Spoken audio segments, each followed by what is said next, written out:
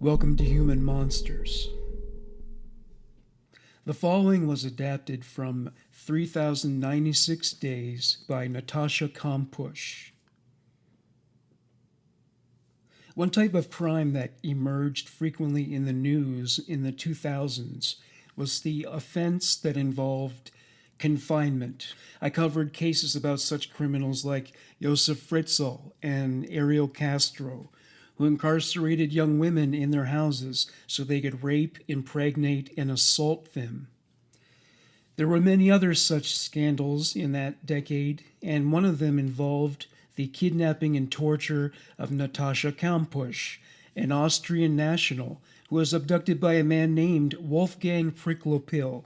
It's fitting that the first four letters of his name spell prick, even without the C, as you will soon find out. Natascha Kampusch was born on February 17, 1988, in Vienna, Austria. She was the third child of her parents and was born years after her half-sisters, unexpectedly. Her father was a baker and her mother was a seamstress. Her family were working class and lived in social housing. Later, her parents separated due to her father's irresponsible spending habits and tendency to accumulate debt, which led to financial peril and insolvency. March 2nd, 1998. Natascha departed for school after a tense exchange with her mother. There was a great deal of turmoil in her personal life because of the frequent conflicts between her mother and father. As she was leaving, she hesitated for a moment. She recalled her mother saying to her frequently, "You must never part in anger.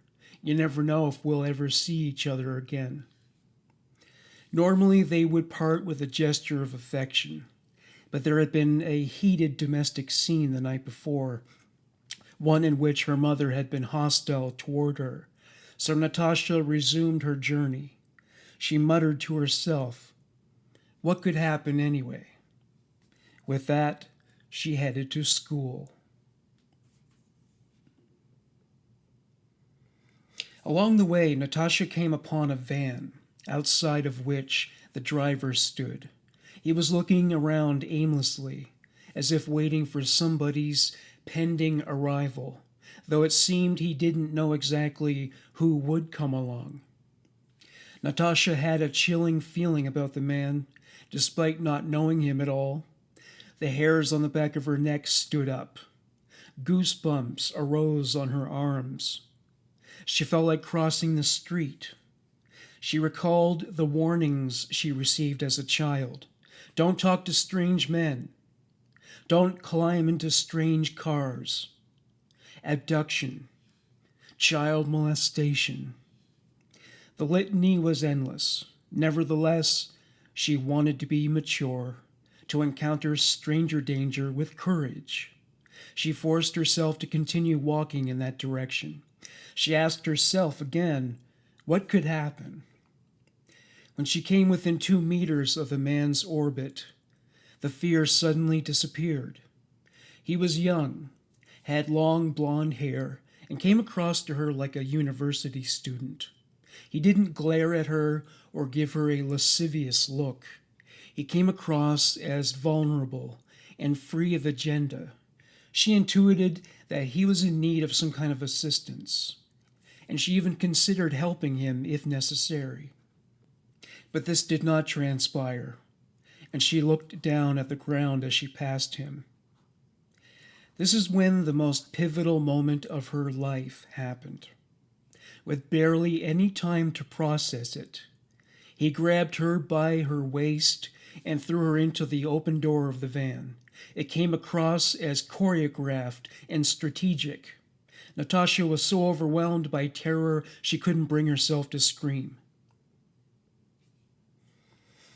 Natascha is unsure if she fought back. She doesn't remember much from the rest of that day.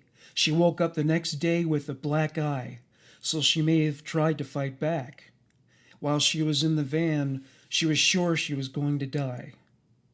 In the van, she had thoughts like, is this really happening? To me?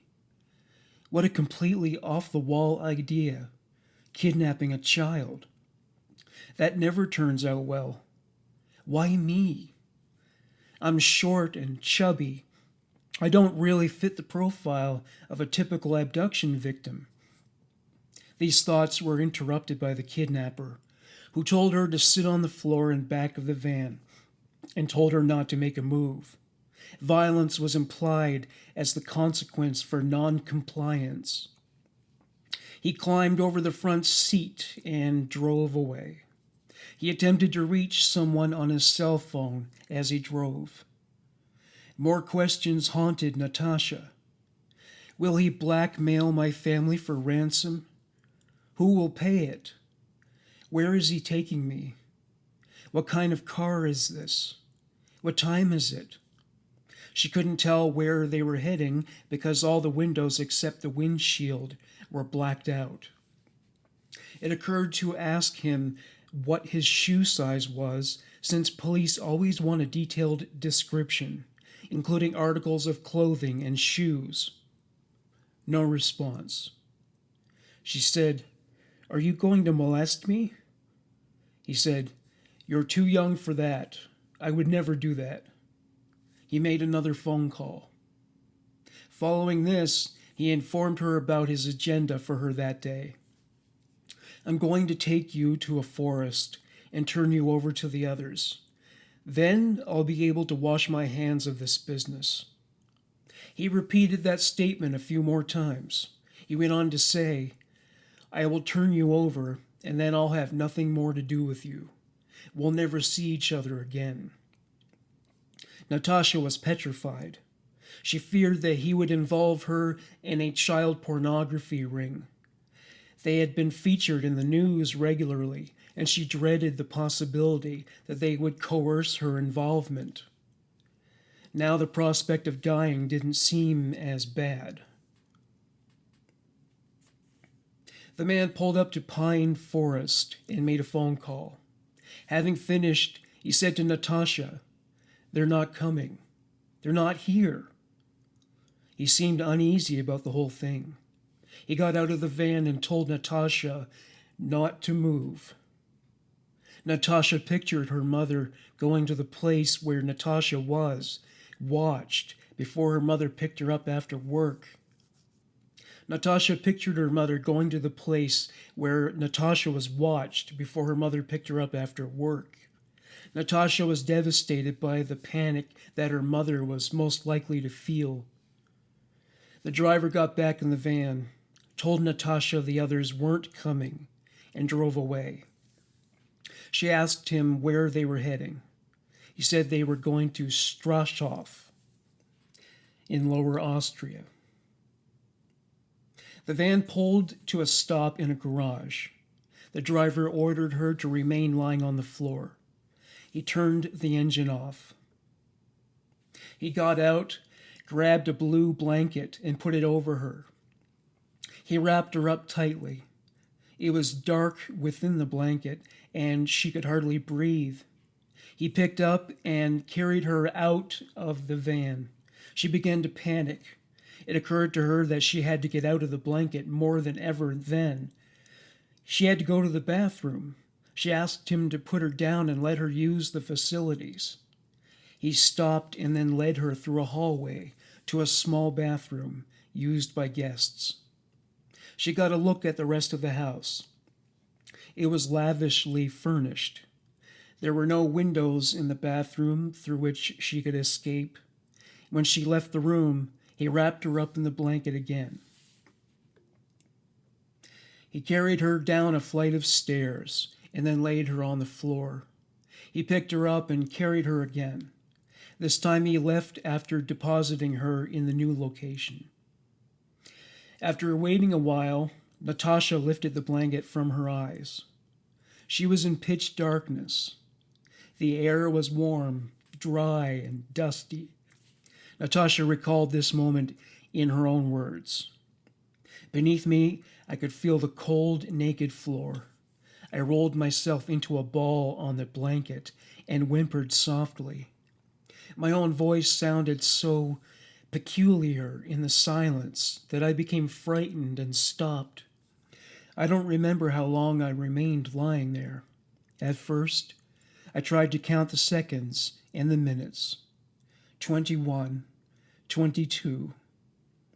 I mumbled to myself to time the length of the seconds. I tried to keep track of the minutes on my fingers. I kept losing count, and I couldn't allow that to happen. Not now. I had to concentrate, remember every detail, but I quickly lost all sense of time. The darkness, the odor that caused disgust to well up in me, all of this lay upon me like a black cloth.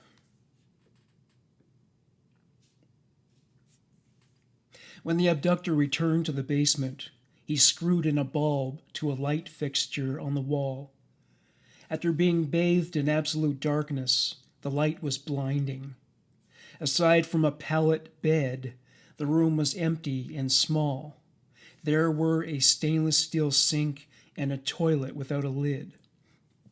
The kidnapper ordered her to stand in front of him at a specified distance. She was not to move. He removed the pallet bed and the hooks that held it up. She was surprised by how soft and reassuring his voice was. It was like how an adult would placate a child.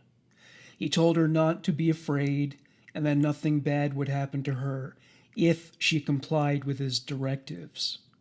He gave her a look that was simultaneously prideful and eager, like he was a child himself, anxious to play with a new toy on Christmas morning. Some time passed, and Natascha summoned up the courage to address him. She said, "I won't tell anybody anything. If you let me go, nobody will notice anything. I'll just say that I ran away. If you don't keep me overnight, nothing will happen to you." She told him he had made a serious mistake, that her parents and the authorities would be looking for her. She told him they would find her. It was all in vain. He informed her she would be spending the night. Natascha decided to accept the situation and be at peace with it, realizing that fear and anxiety would only make the experience worse. Once the man removed the pallet from the screws on the wall, he asked her if there was anything she needed. Without any idea of what he might accommodate, she said, "A hairbrush, a toothbrush, toothpaste, and a toothbrush cup. An empty yogurt cup will do." He told her he would have to go as far afield as Vienna to get her a proper mattress from his apartment. She asked him if they were in his house. She wanted to know why they couldn't stay in his apartment in Vienna. He told her it would be too dangerous, due to thin walls and inquisitive neighbors. Natascha promised she wouldn't scream there, but nothing could convince him. He backed out the door and locked her inside. Natascha contemplated the events transpiring at school. Had they noticed she was missing already? Was her mother aware? She was emotional as she contemplated all this, but she urged herself to be strong. She envisioned her disappearance bringing her parents back together as they bonded over their pain. She wondered how it might go if she went back to school. I imagined my first day back at school. Would they laugh at me? Or would they celebrate me as a miracle because I had escaped while all the others who had similar experiences had ended up as corpses in a pond or in the woods? I imagined how triumphant it would be, and also a bit embarrassing, when they all crowded around me, tirelessly asking, "Did the police rescue you? Would the police be able to rescue me at all? How would they be able to find me? How were you able to escape? Where did you get the courage to escape? Would I even have the courage to escape? Panic was once again creeping up inside me.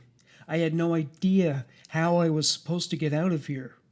On TV, you just overpowered criminals. But how? Would I even have to kill him, perhaps? I knew that you could die from a stab to the liver. I had read that in the newspaper. But where was the liver exactly? Would I be able to find the right location? What was I supposed to stab with anyway? And was I capable of doing it? Killing a person? Me? A little girl? The kidnapper brought her a foam mattress, dental toiletries, and some cookies. Following this, he walked over to a corner and picked up her backpack, which contained school supplies and some personal effects. She begged him to leave these items where they were. She said they were the only items in that environment that offered some amount of consolation. He said, "You could have hidden a transmitter in there, and you could use it to call for help. You're trying to trick me, and you're playing the innocent on purpose. You're smarter than you admit to." She was perplexed that he would harbor this delusion regarding a 10-year-old girl. She was wary of him, though because his paranoia was interspersed with feelings of hostility. He grabbed her backpack and walked out the door. Natascha recalled what happened next. As the door clicked shut, I began to cry. I was all alone, locked in a bare room somewhere beneath the earth, without my rucksack, without the sandwiches my mother had made for me just hours before, without the napkins they were wrapped up in. It felt as if he had torn a piece of me away, as if he had cut off my connection to my mother and my old life. I cowered in a corner on the mattress and whimpered softly to myself. The wood-paneled walls seemed to be moving in on me. The ceiling seemed to be caving downwards. My breathing was rapid and shallow. I could hardly get any air, while my fear kept closing in around me. It was a horrific feeling. When the kidnapper returned to the basement later, Natascha appealed to his paternal instincts, if he had them. She asked him to stay with her a while so that she could be put to bed properly. This would consist of reading her a bedtime story and giving her a kiss goodnight. He granted her these wishes. March 27th, 1998. This is a news bulletin that was published regarding Natascha's disappearance. The Austrian authorities are focusing on the disappearance of a girl, the 10-year-old Natascha Kampusch. Natascha was last seen on the 2nd of March. Her route to school, where she was last seen, is relatively long. Reportedly, a girl in a red anorak was pulled into a white van. When the kidnapper returned to the basement the day after her capture, Natascha was armed with questions. When are you going to let me go? Why are you keeping me here? What are you going to do with me? While watching her movements closely, he answered her questions monosyllabically. She tried the tack of threatening him. If you don't let me go immediately, you're going to be in big trouble. The police have been out looking for me. They are going to find me and be here very soon, and then you'll have to go to jail. You don't want that, do you? Let me go and everything will be all right. Please, you'll let me go? He promised he would let her go soon. With that, he left the basement. The kidnapper left the light on 24/7 as she requested. Eventually, she found it exceedingly difficult to sleep under those conditions. The basement was 2 meters long and 1 meter wide.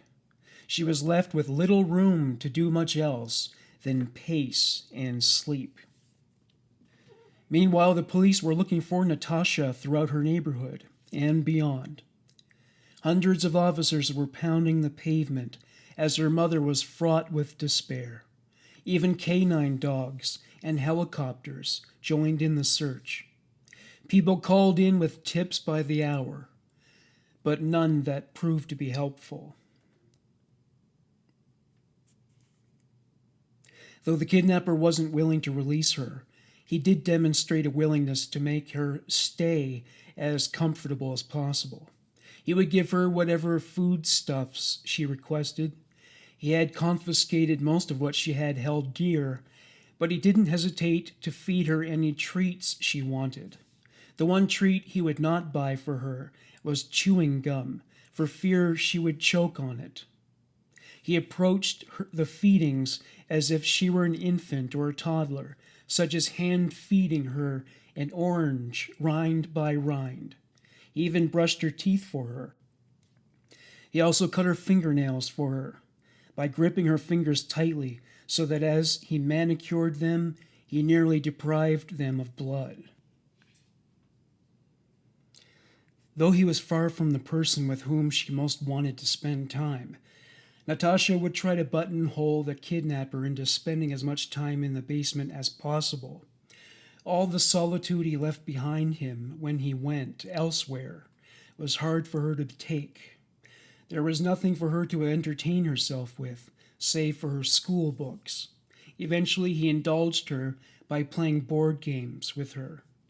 Playing the games was a distraction at a time when she would have wanted to think about almost anything else besides her captivity. Occasionally he would mention the people who ordered the kidnapping, though not by name, and she would begin to fear that he was working for child pornographers. He did tell her people would visit to take pictures of her and do other things, which he was not specific about. These people never materialized, but she never doubted that they existed. She struggled to sleep at night because she feared that a group of perverted men would come down to the dungeon and abuse her.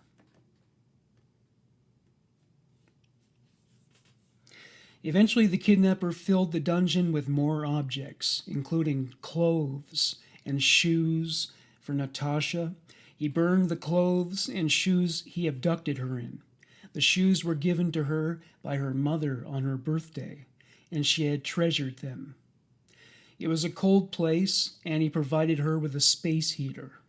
It was cold year-round due to being an underground space with no windows. Natascha wrote a letter to her family and persuaded the kidnapper to send it. The next day he claimed the people who ordered the kidnapping not only refused to allow it, but injured his finger for even considering it. The kidnapper was generous enough to provide Natascha with a computer. It was a Commodore 64 with a few disks containing games. It was technologically obsolete, but it was at least something with which she could distract herself. Natascha had to walk on eggshells around the kidnapper because he was subject to mood swings, and she never knew what could trigger them. He was also regularly threatening her with consequences for bad behavior, though there were no real opportunities for getting into mischief given the circumstances. Nevertheless, he would get paranoid and threaten to tie her up or turn the light off as punishment for disobeying him. He frequently accused her of deceiving him or attempting to do so. He was also very demanding when it came to whatever creature comforts he brought to her in the basement. She meted out the gratitude sparingly, but it was often unavoidable, especially when it came to necessities. He brought her a hot plate, pots, pans, dishes, and food. He showed her how the hot plate worked, but she had never done any cooking and was at a loss for how to do it. The routine from that point forward was that he would appear once in the morning and then again at night. He would often bring food down for them to share. He ensured she ate a healthy diet by bringing her produce and other foods that were rich in vitamins and nutrients. She wasn't getting any vitamin D from sunshine, so she had to get it from somewhere. One day, Natascha came up with the idea of faking an illness to get the kidnapper to take her to a doctor. He didn't fall for it. The lemons she used to create an ersatz skin disorder on her arms was swiftly wiped away by him. He shut the light off as punishment. Alone in the dungeon, Natascha would contemplate the prospect of being rescued. As she reflected, every day I waited for men in uniform to break down the walls of my dungeon.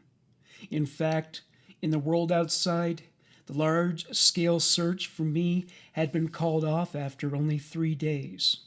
The search of these surroundings had been unsuccessful, and now the police were questioning all the people closest to me. Only the media issued daily requests for information, with my picture and always the same description.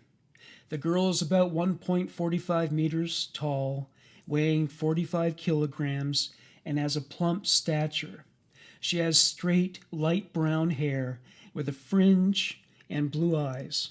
At the time of her disappearance, the 10-year-old was wearing a red ski jacket with a hood, a denim dress with a top whose sleeves are gray and white checked, light blue tights, and black suede shoes, size 34. Natascha Kampusch wears glasses with light blue plastic oval frames and a yellow nose bridge. According to the police, she has a slight squint. The girl was carrying a blue plastic rucksack with a yellow cover and turquoise straps.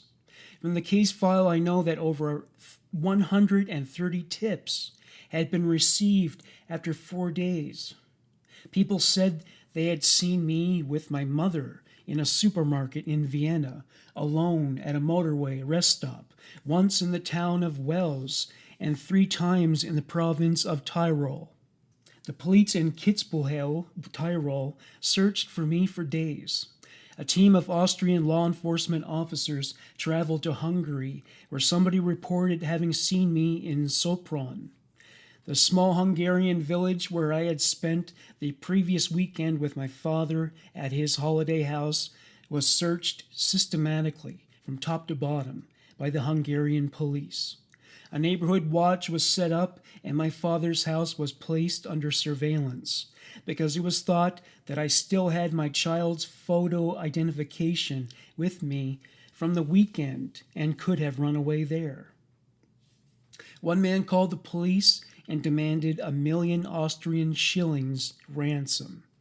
He was not her kidnapper. Natascha badgered the kidnapper in pursuit of his name one day. He showed her a name on a business card, Wolfgang Pricklopil. He told her it was a pseudonym. Before he closed the door that day, he said, "Or maybe my name is Holzapfel." She begged him to bring her a tape recorder so that she could record a happy birthday message for her mother. She made him promise to mail it to her. He never did. Speaking of her mother, he no longer mentioned the people who supposedly ordered the kidnapping. Now ransom was on his agenda. He told her he contacted her parents, but they had no interest in freeing her. Determined to deliver this message with as much malice aforethought as possible, he said, "Your parents don't love you at all. They don't want you back. They are happy to finally be rid of you." She responded with, "I know my parents love me. They've always told me so." She would ask him about his modus operandi for abducting her. He said things like, "I saw you in a school picture and picked you out." At a later date, he said, "You came to me like a stray cat. Cats you were allowed to keep." Another time he said, "I saved you. You should be grateful." Years later, he would confess that he always wanted a slave. Natascha began to wonder if her role as Wolfgang's captive and slave was her karma for the recalcitrant behavior she directed toward her mother the night before she was abducted. Am I being punished for being a bad daughter? She felt that she must surely be to blame for having been selected to be a victim of such a crime. She reflected on her newfound relationship with her abductor. My whole world had veered off course, and he was the only person in this nightmare which had become my world. I was completely dependent on him, as only infants and toddlers are on their parents. Every gesture of affection, every bite of food, light, air, my entire physical and psychological survival depended on the one man who had locked me in his basement dungeon. And in claiming that my parents failed to respond to his demands for ransom, he made me emotionally dependent on him as well. She actually began to look forward to the meals they ate together, since he was her only companion in the world. He would bathe her, wiping her down himself. According to her, there was nothing sordid about it. For him, it was more like giving a dog a bath. A little girl who witnessed the kidnapping described the van to police. They showed up at Wolfgang Pricklopil's door and asked him about the van. It was filled with construction materials. He claimed he was using the van to do renovation work on his house. He didn't have any solid alibis other than he was home the day of the abduction. The police bought it, and that was that. On Easter that year, Wolfgang Pricklopil gave Natascha some chocolate and said, "You've seen my face, and you know me already too well. Now I can no longer let you go. I will never take you back to your parents, but I will take care of you here as well as I can." Seeing that the prospects for her future were grim, Natascha begged Wolfgang for clemency. "I have my whole life ahead of me. You can't just lock me up here. What about school? What about my parents?" She swore to uphold her end of the bargain by not betraying him, which would involve never reporting him by name to the police. That tactic never works in abduction scenarios. And sure enough, he told her she would immediately report him upon her release. He was evil, not stupid. She pointed out that he could blindfold her and release her far away from his house so she wouldn't know where to direct police. She still didn't know his name at that juncture, which would also make it difficult for the police to track him down. She suggested moving abroad, since this would free him of the obligation of taking care of her. At one point, she lost all patience with him and screamed, "The police will find me, and then they will lock you up, or shoot you dead. And if not, then my parents will find me." This didn't disturb Wolfgang at all. Calm as the dead, he said, "They don't care about you. Have you already forgotten? And if they come to the house, I will kill them." His disposition suggested his integrity was incorruptible. With that, he shut the door, leaving her all alone in the dungeon.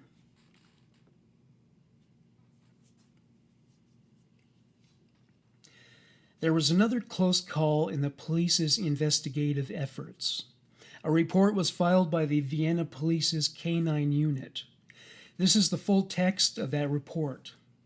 On the 14th of April, 1998, at 2:45 p.m., an unknown person called and reported the following information. Regarding the search for a white delivery vehicle with darkened windows in the district of Gonzerdorf, and with regards to the disappearance of Kampusch, Natascha, There is a person in Strashoff, Nordbahn, who could be connected to her disappearance and owns a white delivery van, model Mercedes with darkened windows. This man is known as a loner who has extreme difficulties relating to his environment and problems dealing with other people. He is said to be living with his mother in Strashoff, Nordbahn, Heinstrasse 60, single-family dwelling, which is fully equipped with an electric alarm system. The man reportedly may have weapons in the house. His white delivery van, model Mercedes, number plate unknown, has often been seen in front of his house at Heinstrasse 60, with completely darkened windows along the sides and in the back. The man was previously employed by Siemens as a communication engineer and may still be working there. It is possible that the man lives in the house with his elderly mother and is said to have a penchant for children with regard to his sexuality. It is unknown whether he has any prior police record in that regard. The man's name was not known to the caller, who only knows him from the neighborhood. The man is approximately 35 years old, has blonde hair, is lanky, and 175 to 180 centimeters tall. The anonymous caller was not able to provide any information that was more specific. At the age of 10, Natascha Kampusch correctly guessed that her captor's age was 35. She asked him for confirmation, and he didn't contradict her. Natascha read Alice's Adventures in Wonderland by Lewis Carroll during her time in Wolfgang's dungeon. She compared her lot to Alice's. Alice is able to leave this world deep below the earth because she wakes up from her dream. When I opened my eyes after just a few hours of sleep, my nightmare was still there. It was my reality. The entire book seemed like an exaggerated description of my own situation. I too was trapped beneath the ground in a room that the kidnapper had secured against the outside world with a number of doors. And I too found myself trapped in a world where all the rules I was familiar with no longer applied. Everything that had held true in my life until that point was meaningless here. I had become part of a psychopath's sick fantasy, a fantasy I did not understand, could not understand. There was no link anymore to the other world I had just recently been a part of. No familiar voice, no familiar sounds that would prove to me that the world up above was still there. How was I supposed to maintain a link to the real world and to myself in that situation? I hoped against hope that I, like Alice, would suddenly awake in my own room, amazed at my crazy, frightening dream that had nothing in common with my real world. But it wasn't my dream I was trapped in. It was my kidnapper's.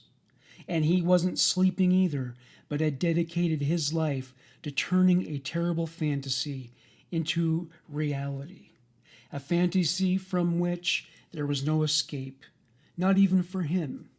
From that time on, I ceased all attempts to persuade the kidnapper to let me go. I knew that there was no point.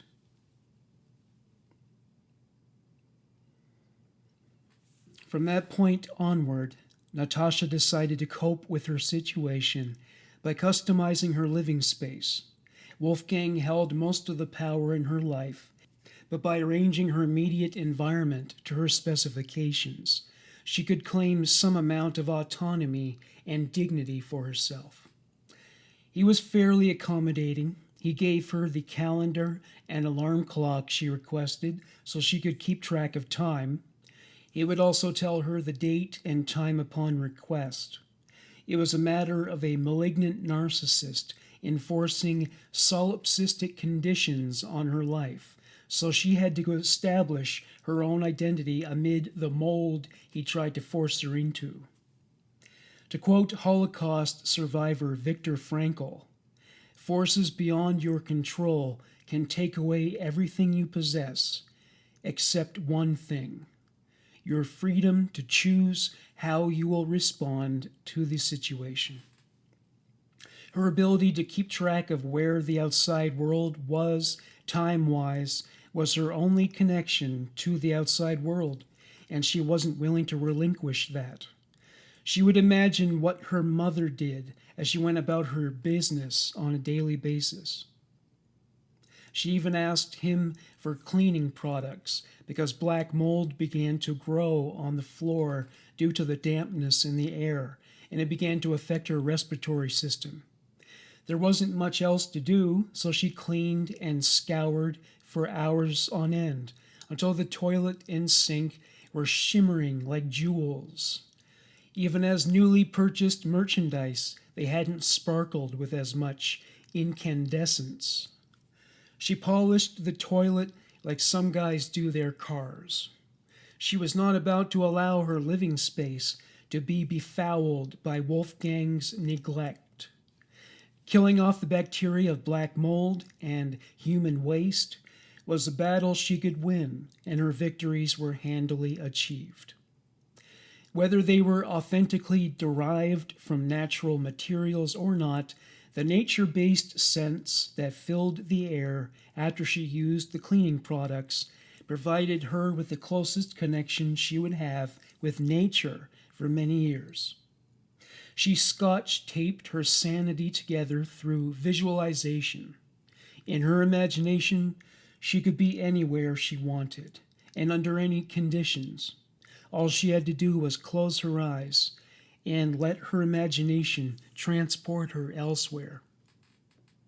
From idle visualization to practical rendering, Natascha began to pass the time through drawing. In the murals she drew, she captured the epics of her dreams. It was a place to escape and live in the moment outside of the ghastly future in which Wolfgang kept her as a captive. Even if her illustrations were entirely devoid of clairvoyance, she could always predict something better than the future had in store with him as her escort. She described the practicality behind drawing these murals on the wall in crayon. I created a film set in which I could imagine that I was home. First, I tried to draw the entryway to our apartment. I drew a long door handle on the door to the dungeon, the small dresser that still stands in the hallway in my mother's flat today, on the wall next to it. Meticulously, I outlined it and drew the handles of the drawers. I didn't have enough crayons to draw more, but it was enough to create the illusion. Now, when I lay on my lounger, looking at the door, I could imagine that it would open at any moment, and my mother would walk in to greet me, placing her key on the dresser. The next thing I drew on the wall was a family tree. My name was all the way at the bottom.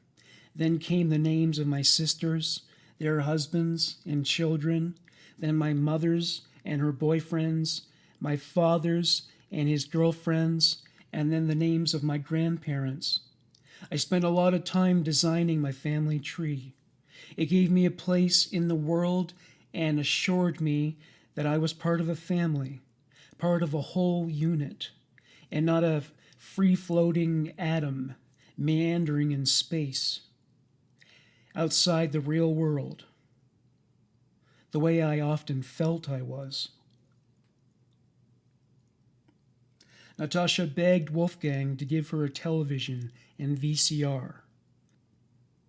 She, as a child victim of kidnapping, could get a load of Interpol's warning about the stiff penalties that were incurred for unauthorized manufacturing, selling, and distributing copies of videocassettes for profit. Morality comes in bite-sized pieces sometimes.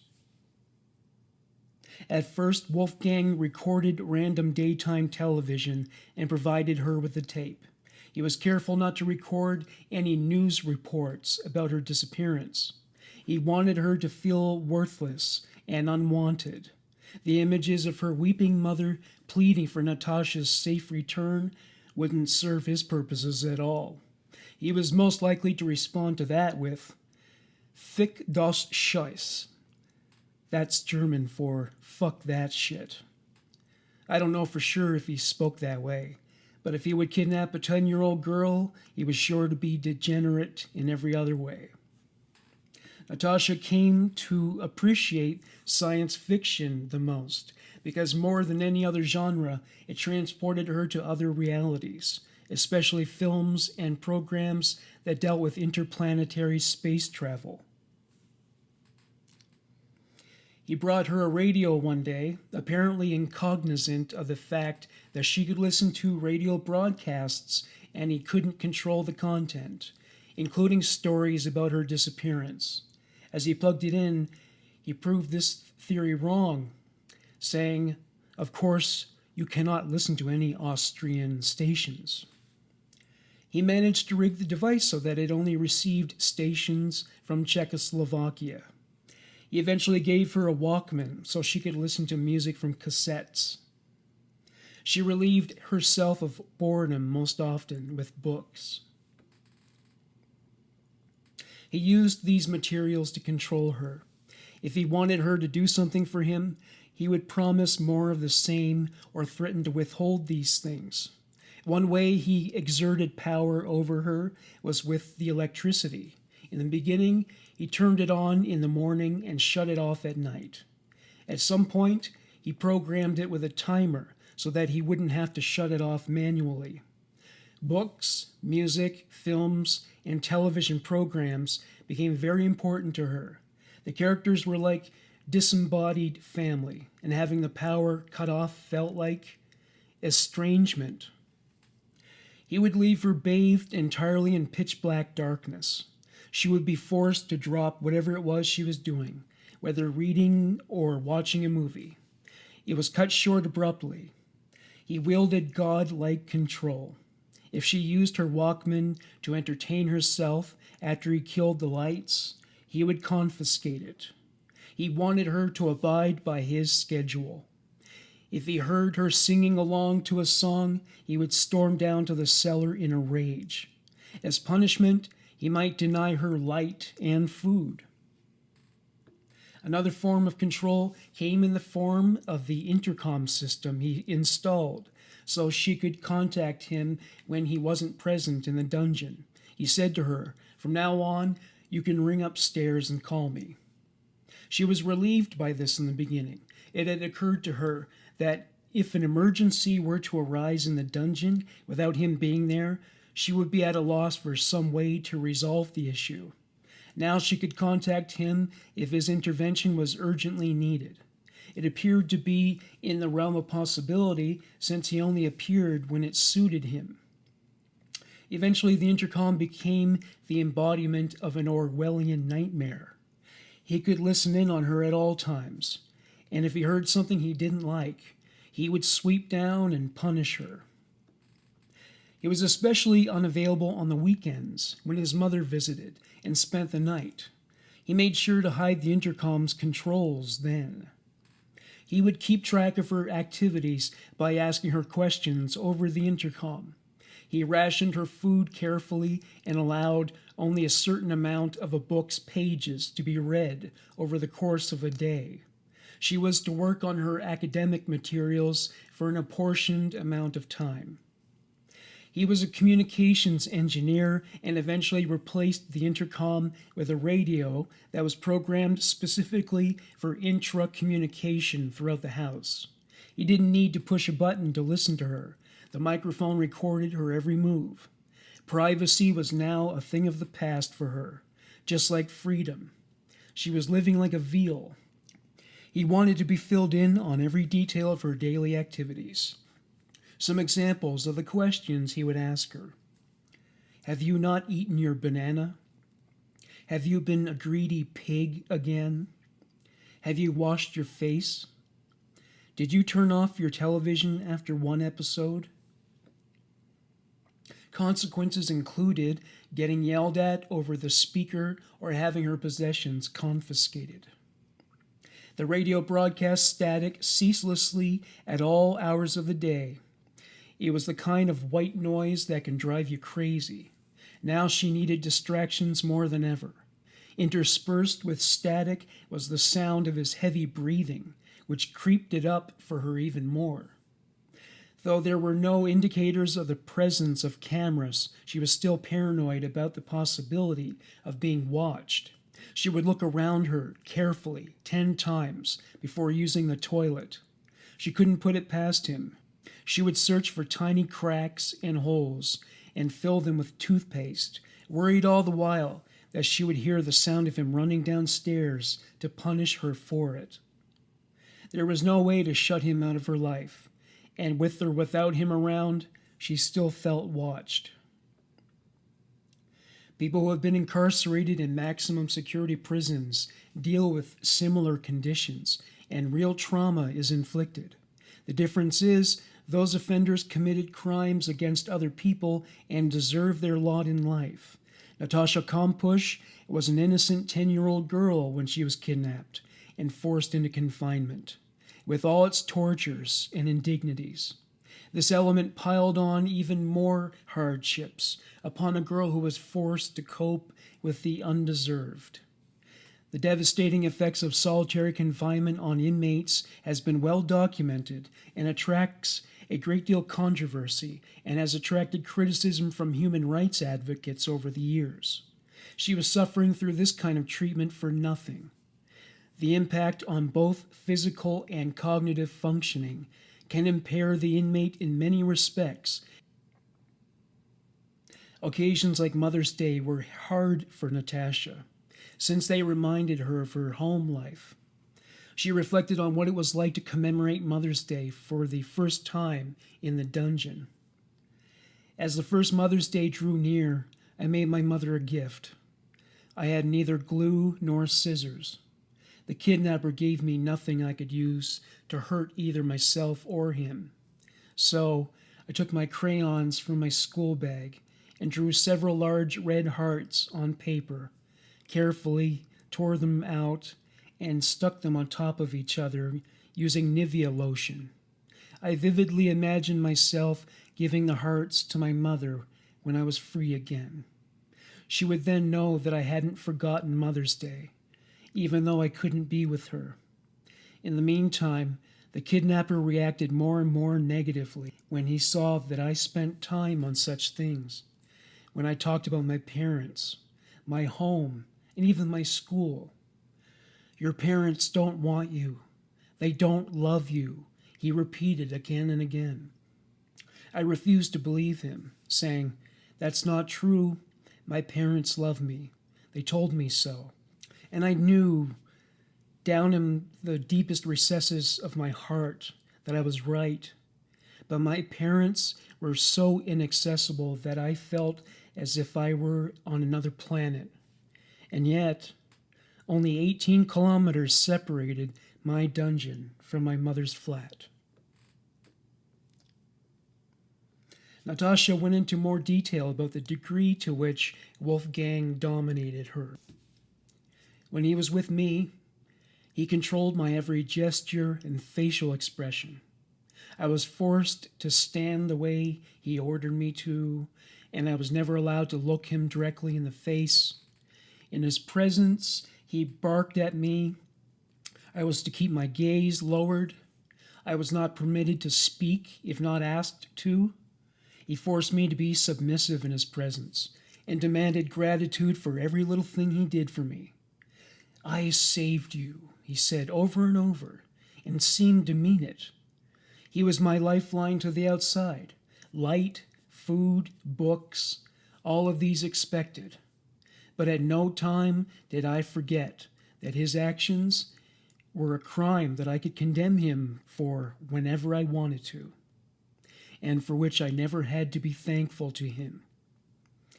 Though she did not read Viktor Frankl's memoir, Man's Search for Meaning, she would have done him proud by refusing to feel the gratitude Wolfgang insisted she should show to him, that she should exude every time he fed her or gave her a book. According to her, his belief that she should be grateful for everything he did for her was sincere, further illustrating just how delusional he was. Despite the rigid routines, Wolfgang would implement changes from time to time. For instance, one day he informed Natascha that she was henceforth to address him as Maestro. Isn't it charming when somebody gives themselves a nickname and then barks at you when you forget to use it? This was a girl who had been spending hours on end listening to the Beatles, and he wanted her to call him Maestro? This was a guy who could barely fart his way through chopsticks. Now Natascha had to respond to him as if he were the second coming of Cole Porter. This was one issue where she insisted on defying him. He wanted to occupy her internal real estate, and she felt it was a line he must not cross. Otherwise, she would lose her autonomy and identity forever. This was an invasion. Shields up. Even at that young age, Natascha could intuit that this was a man who had accomplished nothing substantial in the outside world and was forcing an impressionable little girl to look upon him with awe. She was wise enough not to buy what he was selling. Metaphorically speaking, she was to address him as Maestro with a gun to her head, but it was a Nerf gun. He was a pathetic man-child, playing pretend as a master musician.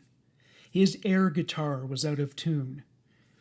Natascha said, "I'm not going to do that." She was firm. So much so, he was shocked. It was a bug out for him at that juncture in their relationship. He thought he was completely in control. He did not expect to encounter resistance on any issue.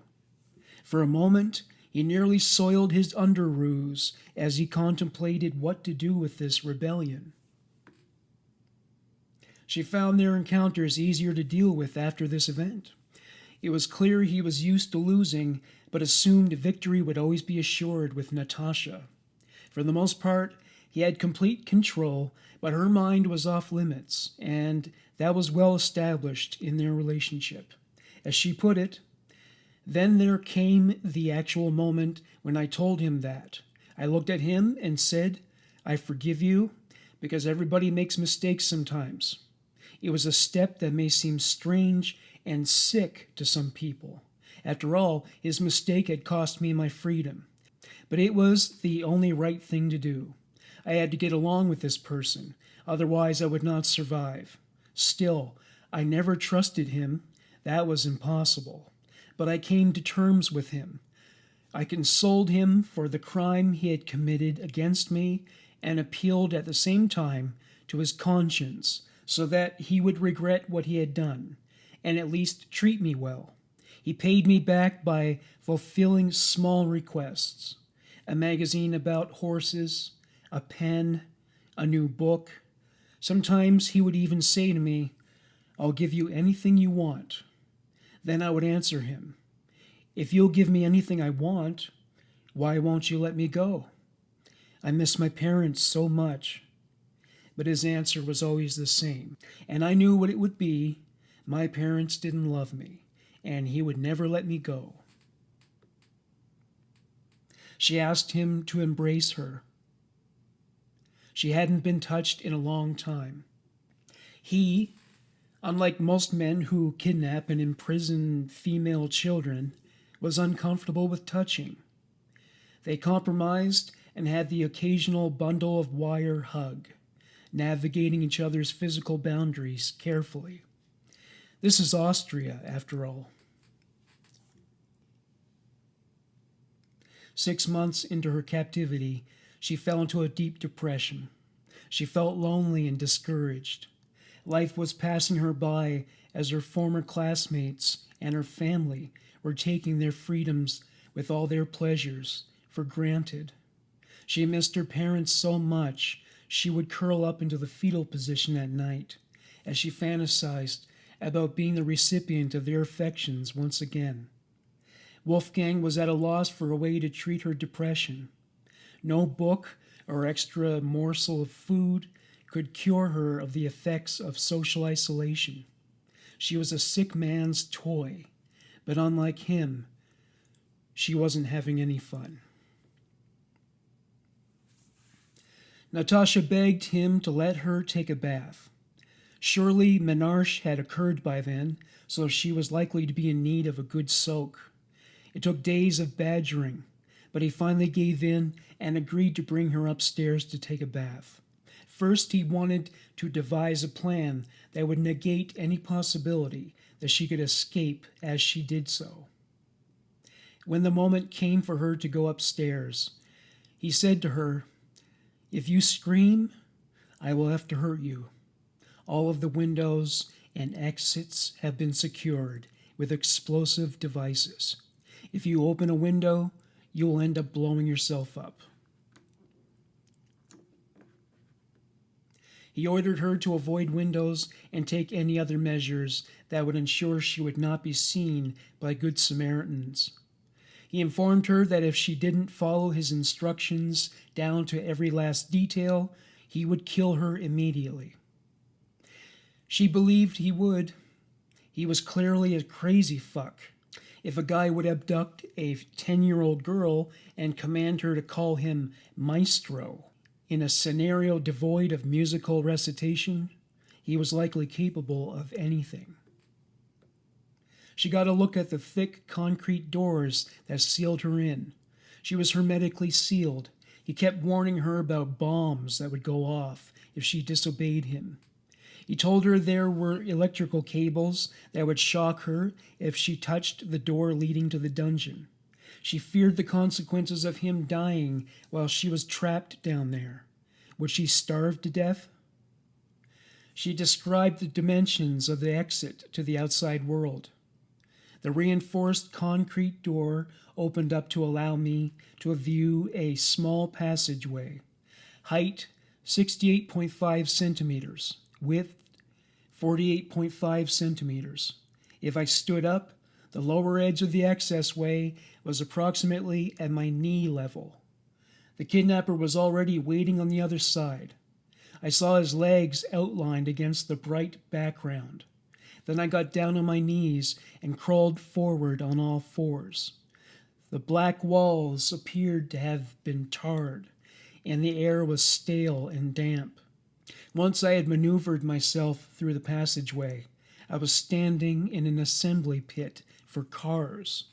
Directly adjacent to the passageway were a dresser and a safe that had been moved aside. The kidnapper once again told me to follow him. A narrow staircase with walls of gray concrete tile, the steps high and slippery, 3 down, 9 up, through a trap door, and I was standing in the garage. I stood as if paralyzed. 2 wooden doors, the heavy concrete door, the narrow passageway, in front of it a massive safe that the kidnapper, when I was in the dungeon, pushed in front of the entrance using a crowbar, screwed into the wall, and, in addition, secured electrically. A dresser that concealed the safe and the passageway. Floorboards that covered the trap door leading down to the assembly pit. I had already known that I would not be able to break open the door to my prison, that every attempt to flee my dungeon was futile. I had suspected that I could beat my hands against the walls and scream as long as I wanted to. Nobody would hear me.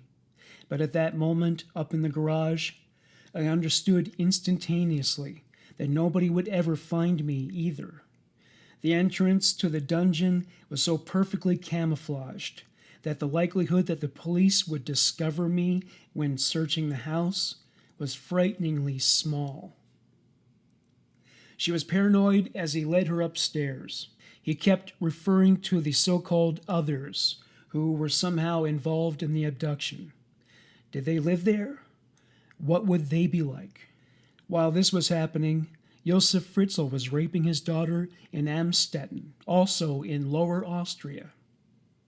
How many other girls were suffering torture and confinement in Lower Austria at that time?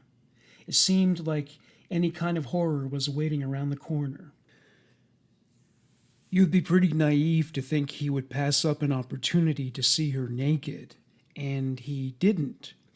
She hoped he would at least extend her the courtesy of turning away from her, but these guys usually have some kind of sexual agenda.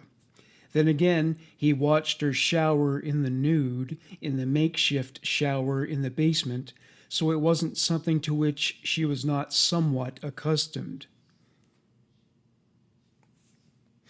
Wolfgang Pricklopil had a nasty temper. The first glimpse of his potential for violence emerged while he was installing components of a bed frame. Natascha was never allowed to speak without permission. Forgetting that rule, she questioned one of his work-related decisions. He responded by throwing his electric screwdriver at her, narrowly missing her head. He was cavalier enough to take an eye out. She became more submissive as a result, knowing full well that the threat of physical harm was ever present and very real. Christmas was commemorated with a footnote of sadness. Natascha missed her family and their Christmas traditions. Wolfgang celebrated with her on the 26th, and to her astonishment, he gave her all the presents she asked for. People who were raised by abusive parents observed their attempt to compensate for their destructive tendencies by piling the presents up high. Clearly, Wolfgang Pricklopil was also the kind of abusive personality who believed you can heal a child's fragile, broken heart with material things, believing all will be forgiven. They fail to recognize, of course, that eventually all those toys will be broken, just like their children's souls. It is unclear if Wolfgang assumed Natascha would get over her depression at becoming his captive and find meaning and joy in art materials and toys. If that was what he was expecting, he was sure to be disappointed. The vacuum he left behind after stealing her life from her was a void of which he was incapable of filling. She did concede that he had given her tools to distract herself from the misery of her living conditions for untold hours, and for that she was grateful.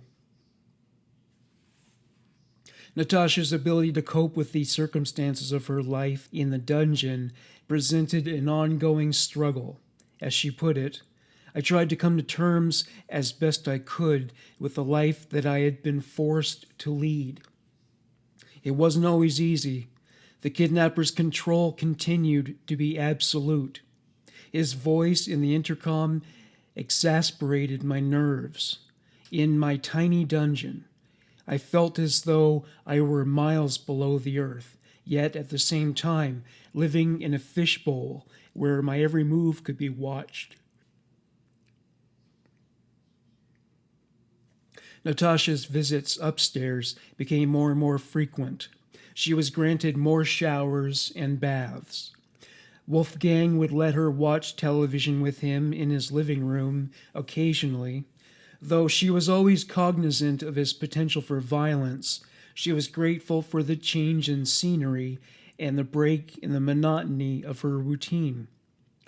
When she occupied those spaces, he controlled her like she was a marionette. To quote Natascha, because of his own paranoia, he made sure that it was impossible to relax, even for a moment. When I was upstairs, I felt as if I were bound to the kidnapper by an invisible leash. I was forced always to stand and walk at the same distance from him, 1 meter, no more, no less. Otherwise, he would explode in anger. He demanded that I keep my head down, never lifting my eyes. After the endless hours and days that I had spent in my dungeon, completely isolated, I was very susceptible to his orders and manipulations.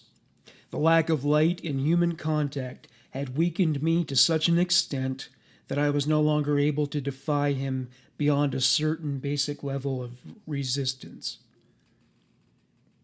She had her limits, though.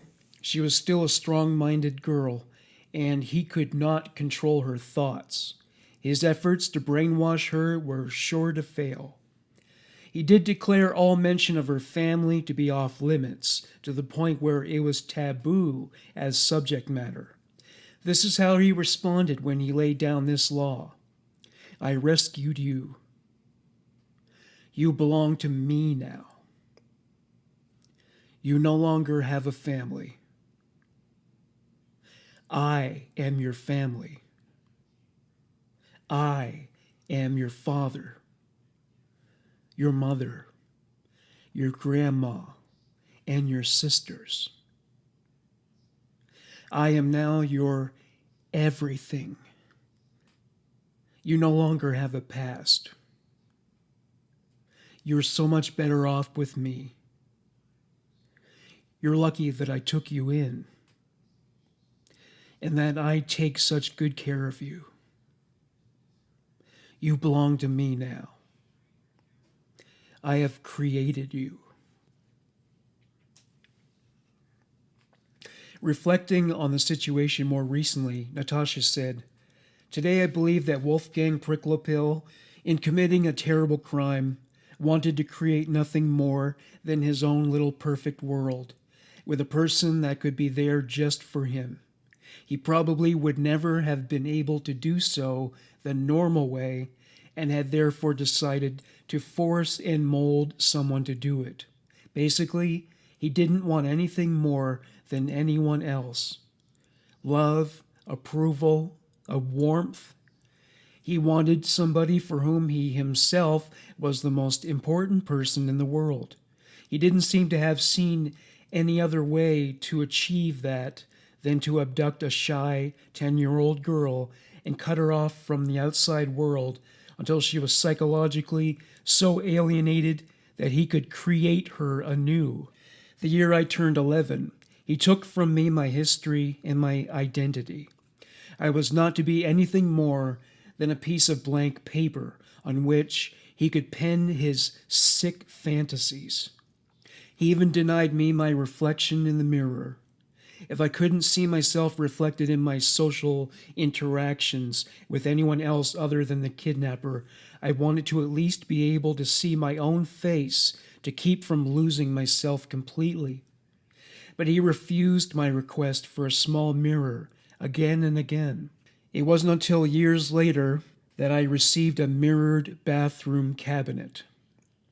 When I gazed into it, I no longer saw the childlike features I once had, but rather an unfamiliar face.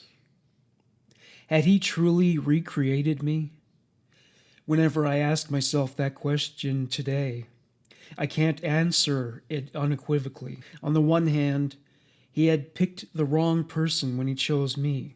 I continued to resist his attempts to erase my identity and make me into his creature. He never broke me. Late 1999, Wolfgang made a project of erasing Natascha's identity, and now he informed her that it would be accomplished by choosing for her a new name. He said, You are no longer Natascha. You belong to me. He decided her new given name would be Maria. She was named after both his grandmothers. She didn't like the name Natascha, and Maria was her middle name anyway, so she did not protest. He was a fickle man and decided that Maria would not suffice. She chose the name Bibiane from a calendar, and he agreed to it. Natascha begged Wolfgang for an excursion outside. She knew she wouldn't venture beyond the confines of his backyard, but she was desperate for some fresh air. After over a year of interiors, she craved it at the cellular level.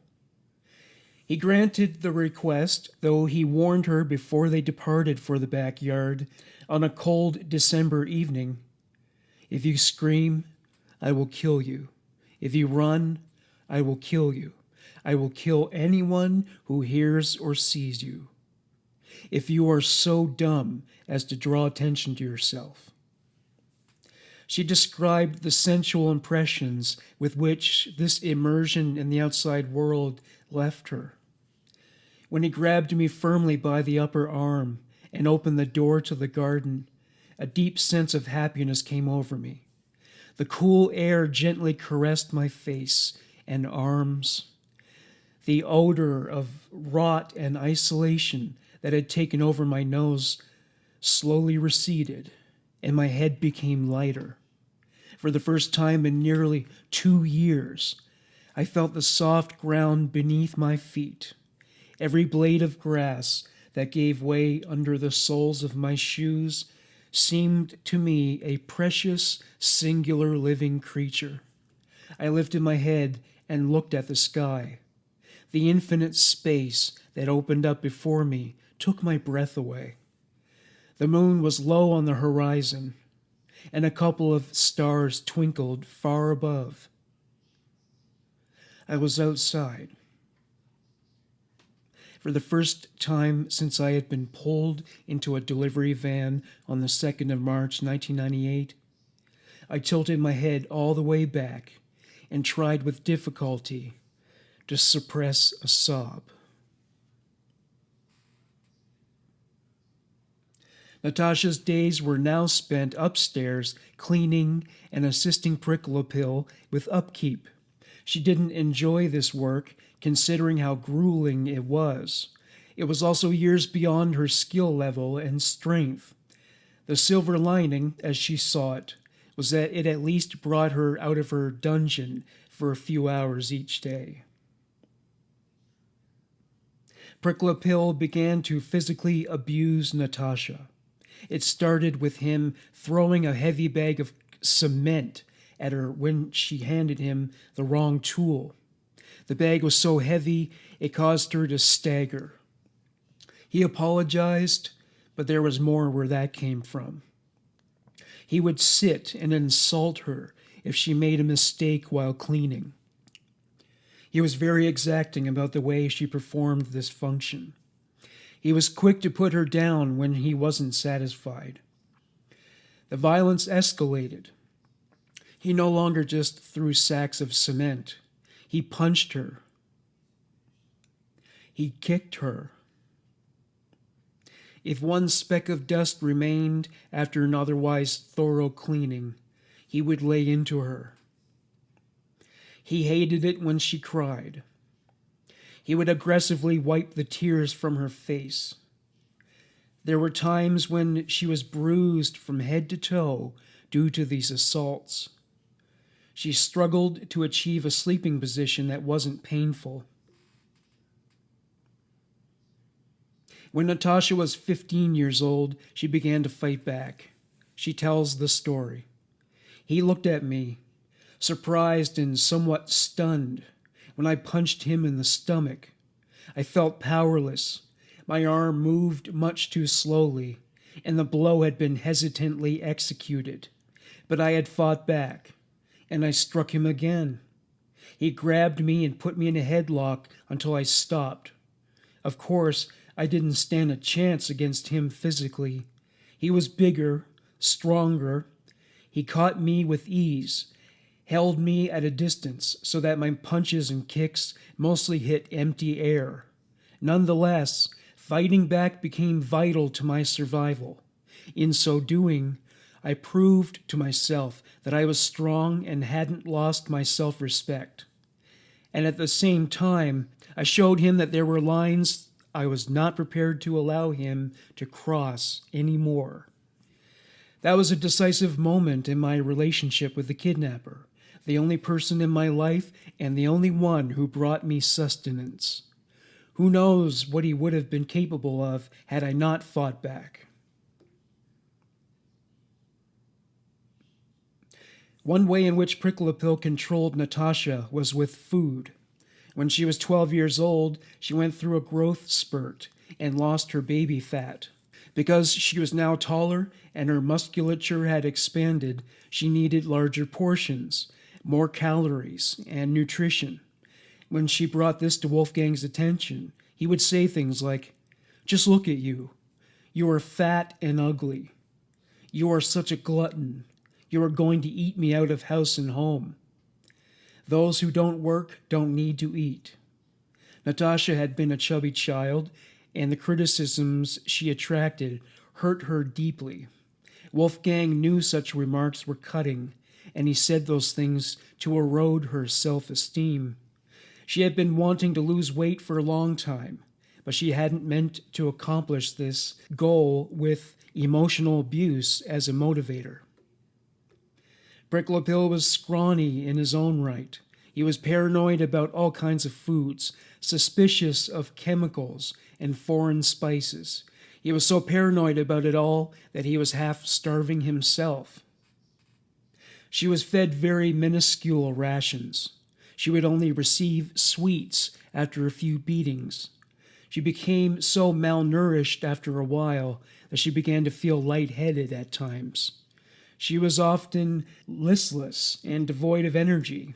She had lost weight, but still needed the recommended number of calories for a girl her age and size.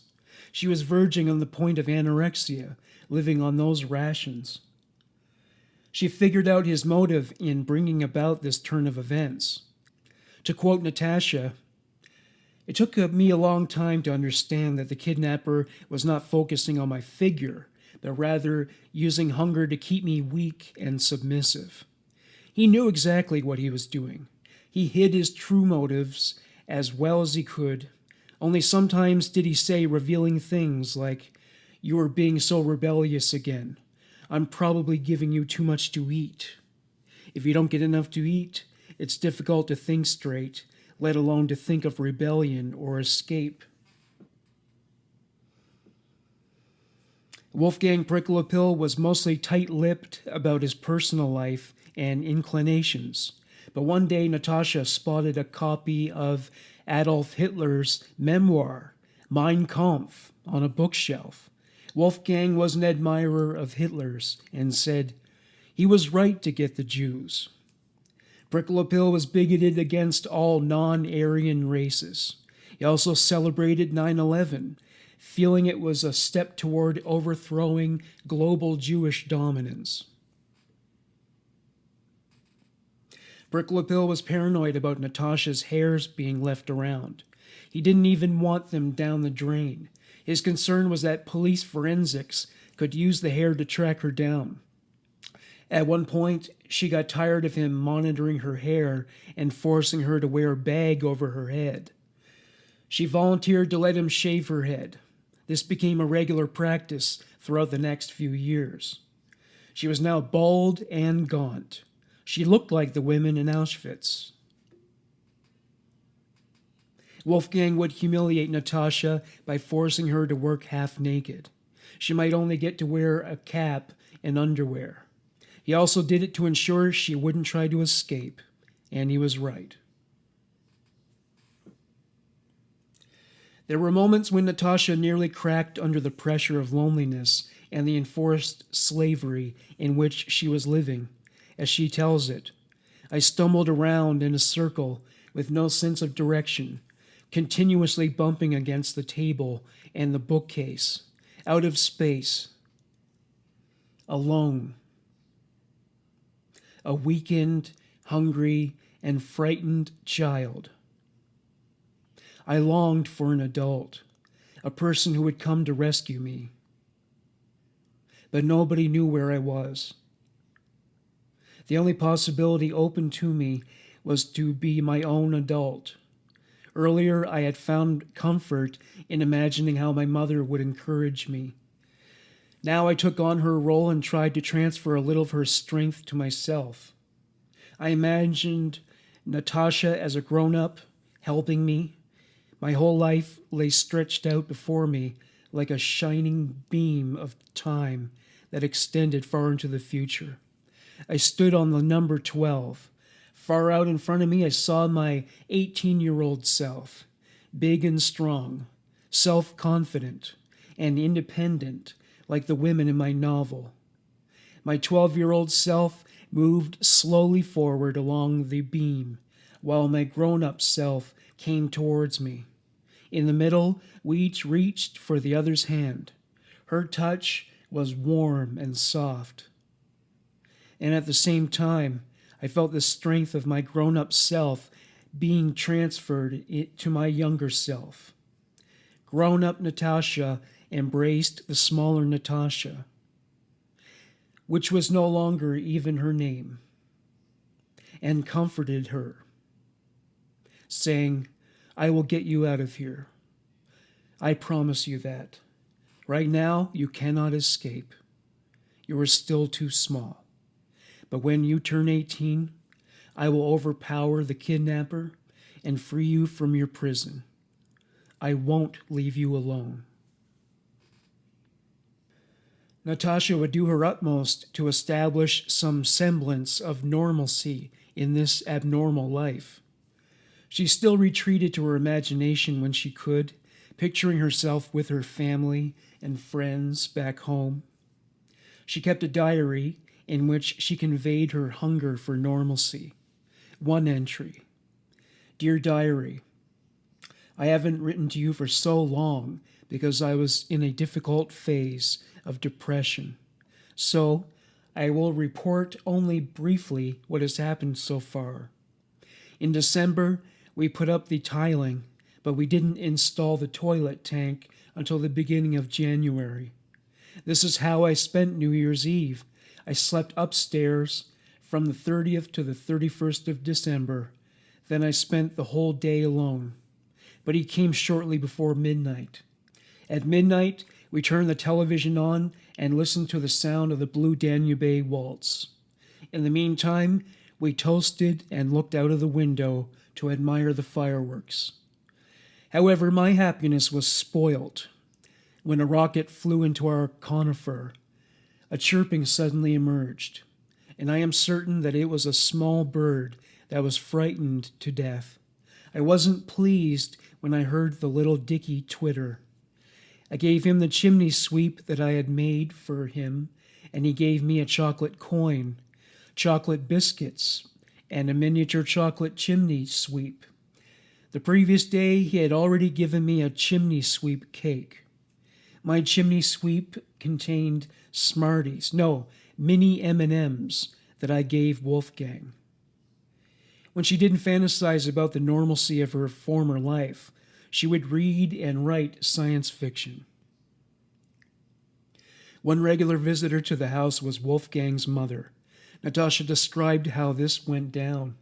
The more time I spent upstairs in the house, the stranger the presence of his mother, hovering over everything in the kidnapper's life, seemed to me.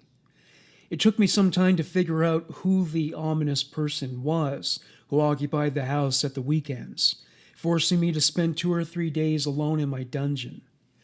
I read the name Waltraud Pricklepill on the letters lying near the front door.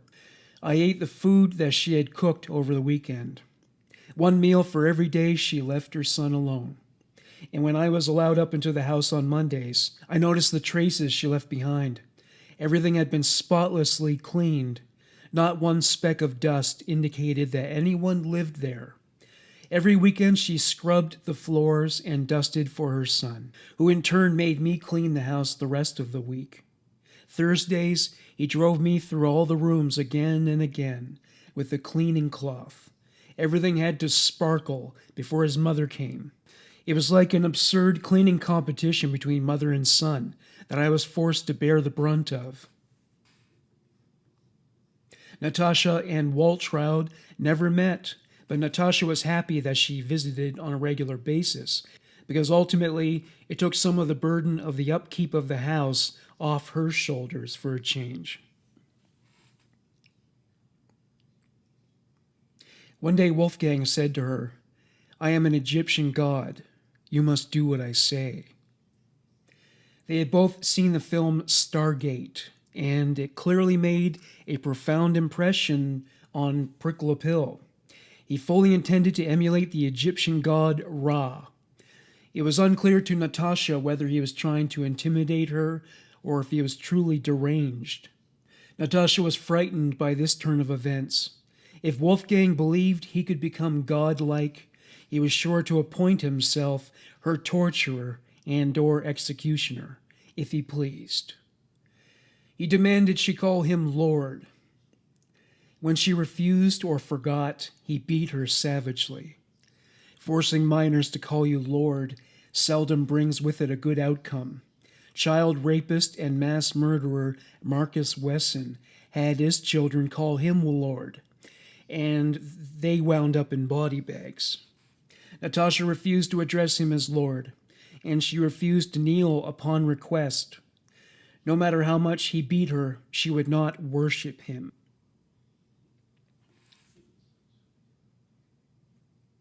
Natascha detailed the ways in which she coped with his abuse emotionally. Whenever he had his outbursts of rage, beating me with his fists and feet, there was nothing I could do. Similarly, I was powerless to do anything about the forced labor, being locked up, or the hunger and the humiliations suffered while cleaning the house. This kind of oppression formed the framework in which I lived. They were an integral component of my world. The only way for me to deal with it was to forgive the kidnapper his transgressions. I forgave him for kidnapping me, and I forgave him every single time he beat me and tormented me. This act of forgiveness gave me back the power over my experience and made it possible to live with it. If I had not adopted this attitude instinctively from the very beginning, I would probably have destroyed myself in anger and hatred. Or I would have been broken by the humiliations that I was subjected to daily. In this way, I would have been eliminated. This way, it would have entailed even more dire consequences than giving up my old identity, my past, my name.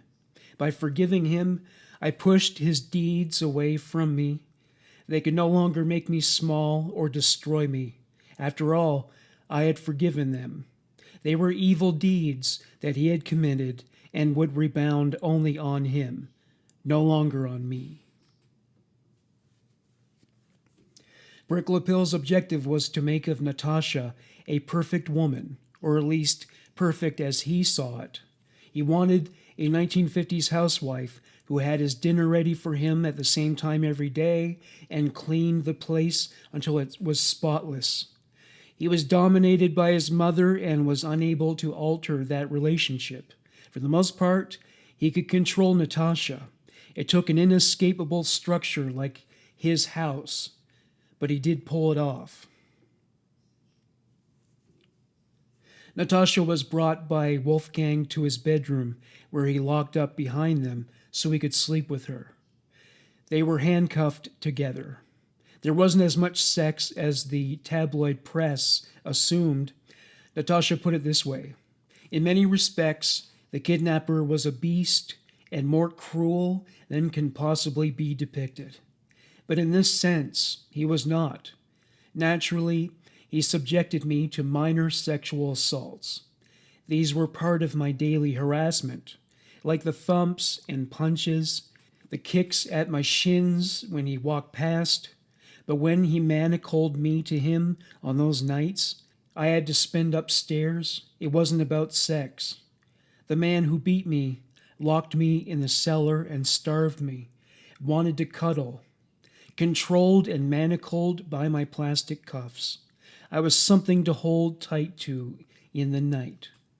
I could have screamed at how painfully paradoxical my situation seemed, but I couldn't make a sound. I lay next to him on my side and tried to move as little as possible. My back, as so often, had been beaten black and blue. It hurt so much that I couldn't lie on it, and the cuffs cut into my skin. I felt his breath on the back of my neck and stiffened. Natascha reflected on her attitude to her confinement at that juncture. In that phase of my imprisonment, I no longer had any thought of escape.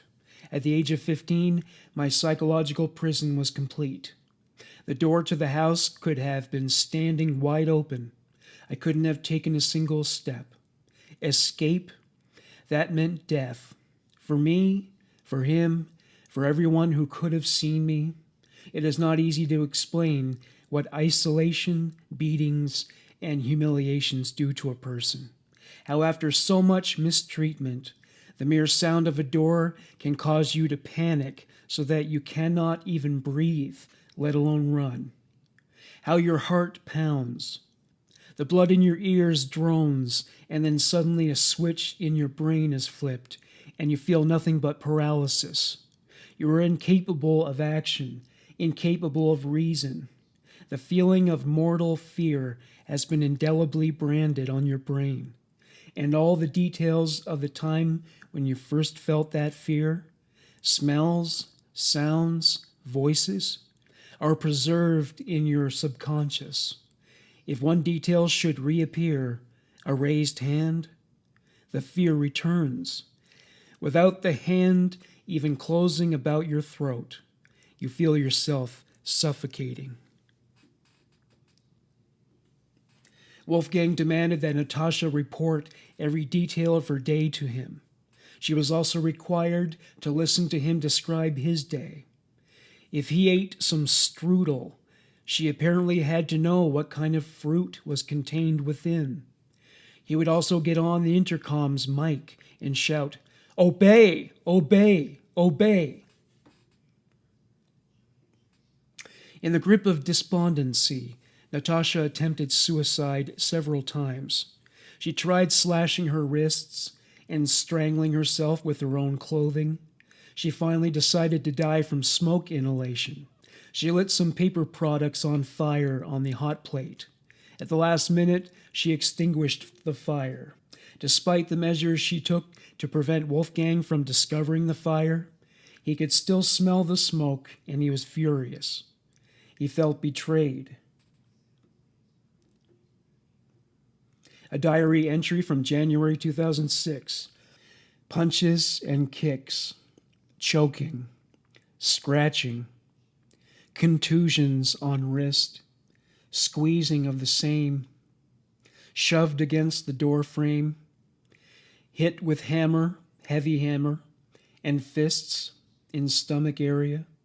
I have bruises on right hip bone, right upper 5 by 1 centimeter, and lower 3.5 centimeters in diameter arm. On my left and right outer thigh, left 9 to 10 centimeters long, and deep black to purple, 4 centimeters wide, as well as on both shoulders. Abrasions and scratches on both thighs, my left calf. Another of Natascha's diary entries. Dear Diary, it is time to pour my heart out completely and without reservation about the pain that I have come to know. Let us begin in October. I no longer know how it all was, but the things that happened were not very nice. He planted the Brabant thuja shrubs. They look very nice. At times, he wasn't doing very well, and when he isn't doing very well, he makes my life hell. Whenever he has a headache and takes a tablet, he gets an allergic reaction, and that means that his nose begins to run badly. But the doctor gave him drops to swallow. In any case, it was very difficult. There were unpleasant scenes again and again. At the end of October, the new bedroom furniture arrived with the sonorous name Esmeralda. The blankets, pillows, and mattresses came somewhat earlier. Everything, of course, hypoallergenic and washable at high temperatures. When the bed had come, I had to help him take apart the old wardrobe. That took about 3 days. We had to take apart the pieces, carry the heavy mirrored doors over to the study, the sides and shelves we carried downstairs. Then we went into the garage and opened all of the furniture and part of the bed. The furniture consisted of 2 bedside tables with 2 drawers each, and gold-colored brass handles, 2 dressers. She wrote the following at a later time. Brutal punches to the head, my right shoulder, my stomach, my back, and my face, as well as to my ear and eye. Uncontrolled, unpredictable, excessively sudden outbursts of rage. Screaming, insults, pushing me while climbing the stairs, choking, sitting on me and holding my mouth and nose closed, suffocating me, sitting on my arm joints, kneeling on my knuckles, wringing my arms with his fists. On my forearms I have finger-shaped bruises and a scratch and abrasions on my left forearm. He sat on my head or, kneeling on my torso, beat my head against the floor with full force. This several times and with all his strength, giving me a headache and making me feel nauseated. Then an uncontrolled shower of punches, throwing objects at me, pushing me viciously against the bedside table. Wolfgang wanted to make a game piece out of Natascha. Like the top hat in Monopoly, she was to fit in with the general scheme of things, so the plot would fall into place. As she told it, he allowed me things that gave me the illusion that he cared. For example, he let me grow my hair again, but that was only part of his choreography, because I then had to dye it peroxide blonde in order to conform to his image of the ideal woman, obedient, hard-working, blonde. I spent more and more time upstairs in the house, spent hours dusting, tidying up, and cooking. As always, he never let me out of his sight for a second. His desire to control me completely went so far that he even took all the doors to the toilets off their hinges. I was not to be out of his sight for 2 minutes. His permanent presence drove me to desperation. Sometimes Wolfgang would open the front door and dare her to run, taunting her. She refrained from doing so. She explained the rationale behind this. He opened the door and shoved me outside without ever loosening his grip on my arm. Go on, run. Go on, just see how far you get the way you look. I was paralyzed with fright and shame. I was hardly wearing anything and tried to cover my body as best I could with my free hand. My shame that a stranger might see me so emaciated, with all my bruises and the short, stubby hair on my head, was greater than the slim hope that someone could witness the scene and start to wonder. He did that a few times, shoving me outside naked in front of the house and saying, "Go on, run, just see how far you get." Each time, the world outside would become more and more threatening. I was confronted with a massive conflict between my longing to know that world outside and the fear of taking that step. For months, I had begged to be allowed outside for a short time, and again, I was told, "What do you want out there? You're not missing anything. Outside is just the same as inside here. Besides, you'll scream when you're outside, and then I'll have to kill you." He would tell her that nobody else would want her if she went back to the real world. He told her that her parents were in prison and would not be able to take her back. He was always trying to sell her on the idea that he did her a favor by bringing her into his world. Wolfgang even went as far as to take her out in public. He threatened to kill her if she wandered away from his presence. They went to a pharmacy. Interacting with the clerk was their first conversation with a stranger in 7 years. He beat her more frequently now. She would cope by repeating the following mantra to herself: "I mustn't allow myself to be swallowed up in my pain. I mustn't give up. I mustn't give in to the thought that this imprisonment was the best thing that would ever happen to me." An entry from Natascha's diary. January 2006. I want once more in my life some happiness, and survive in the ecstasy of living. I want once more to see a smile and a laugh for a while. I want once more the taste of someone's love. More entries. The 20th of August, 2005. Wolfgang hit me at least 3 times in the face, shoved his knee into my tailbone about 4 times, and once into my pubic bone.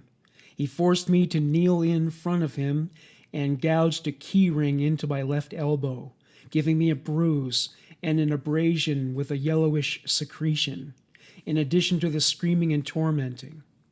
6 punches to my head. The 21st of August, 2005.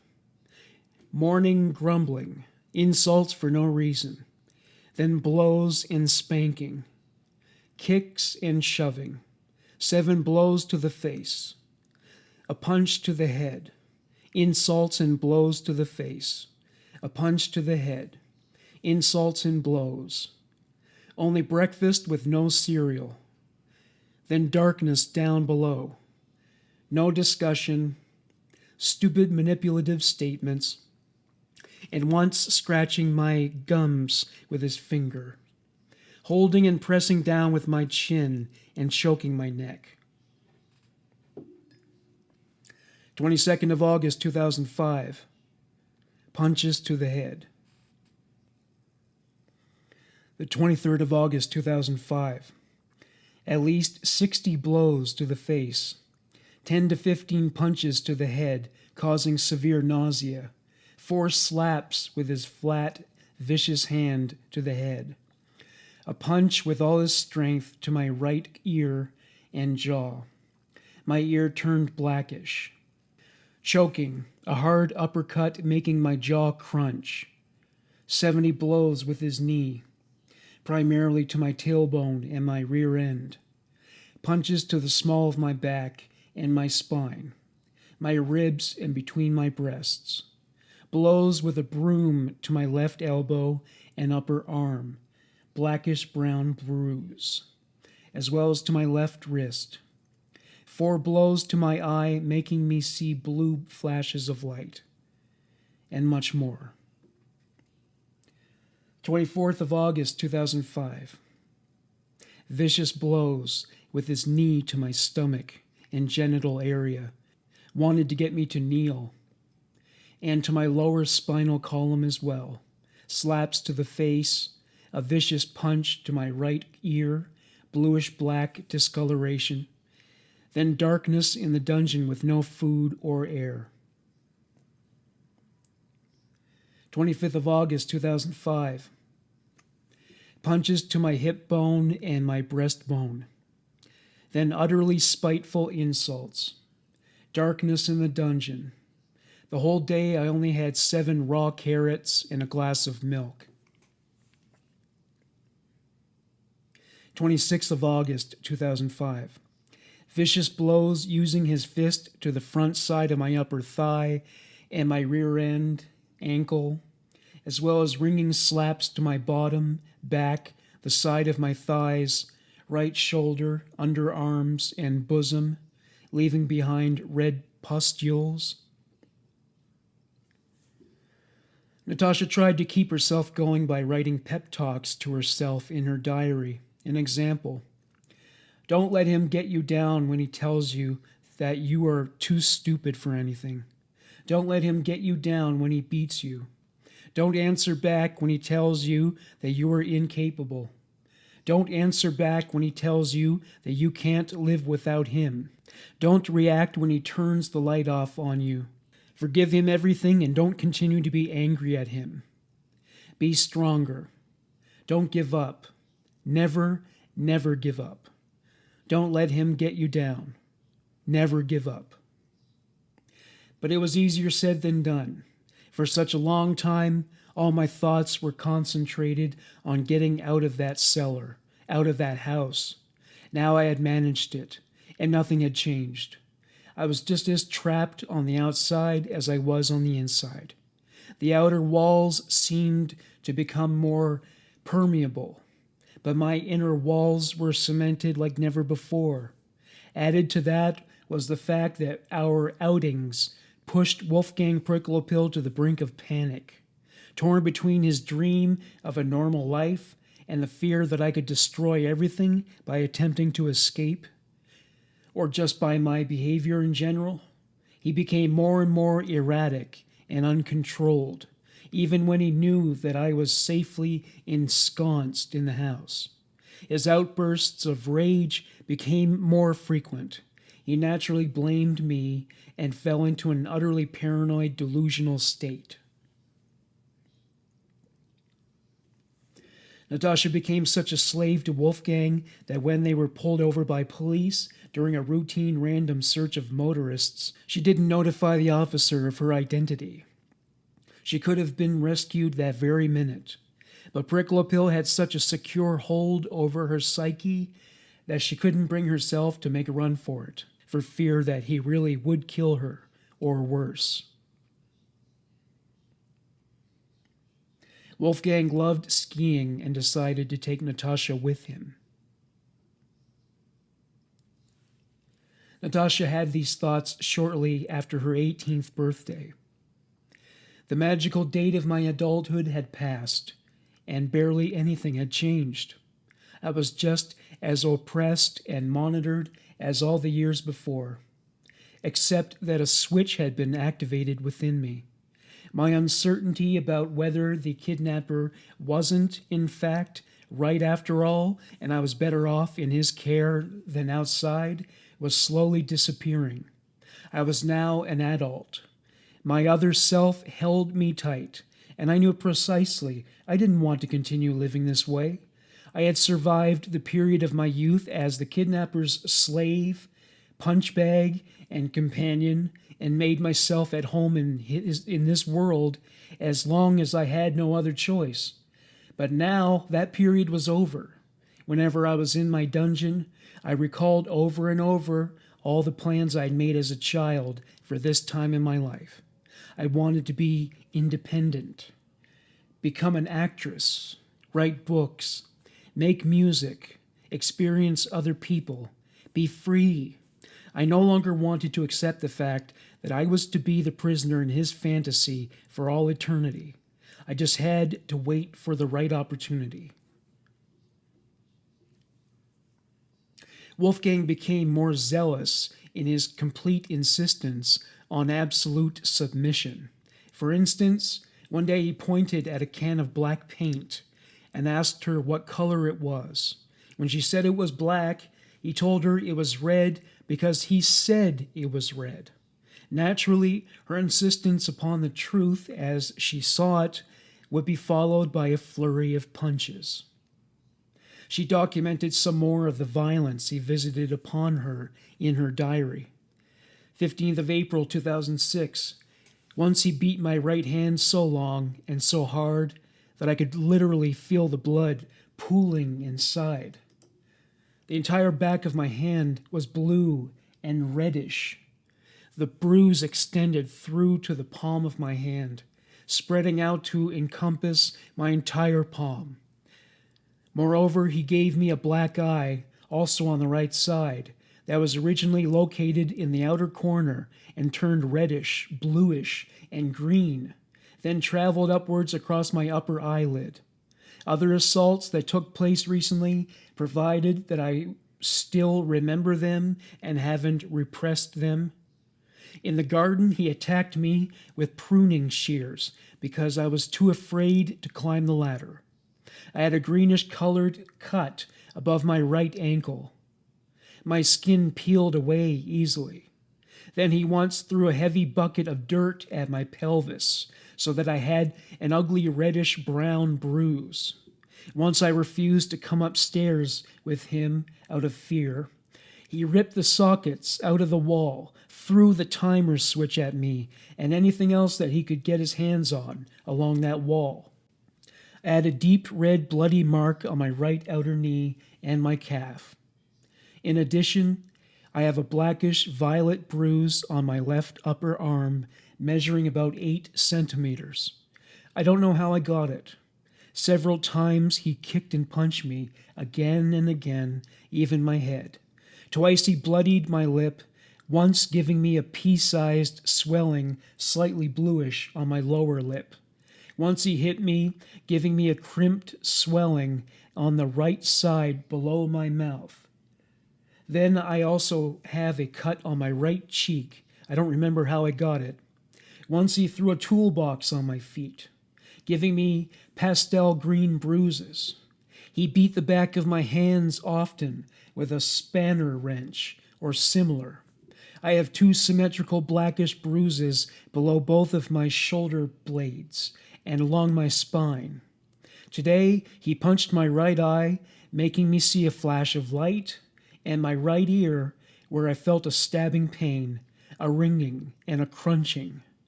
Then he continued to beat my head.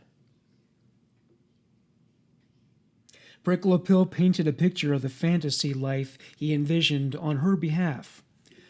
If I could only trust you not to run away. I could take you everywhere with me.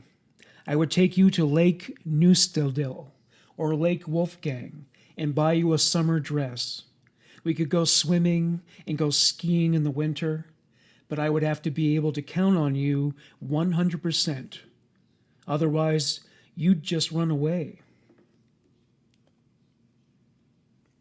In the aftermath of statements like this, Natascha surprised herself with the compassion she felt for this man. At moments like this, I felt infinitely sorry for the man who had persecuted me for over 8 years. I didn't want to hurt him, and wanted him to have the rosy future he desired so badly. He would seem so desperate and alone with himself and his crime that I sometimes forgot that I was his victim and not responsible for his happiness. But I never allowed myself to succumb totally to the illusion that everything would be okay if only I cooperated. You can't force anyone to be eternally obedient, and you certainly can't force anyone to love you. Nevertheless, at such moments I swore to him that I would always stay with him and comforted him, saying, I won't run away, I promise you. I'll always stay with you. Of course, he didn't believe me, and it broke my heart to lie to him. We both vacillated between reality and appearances. I was present in body, but in my mind, I was already on the run. I still couldn't imagine landing safely on the other side, though.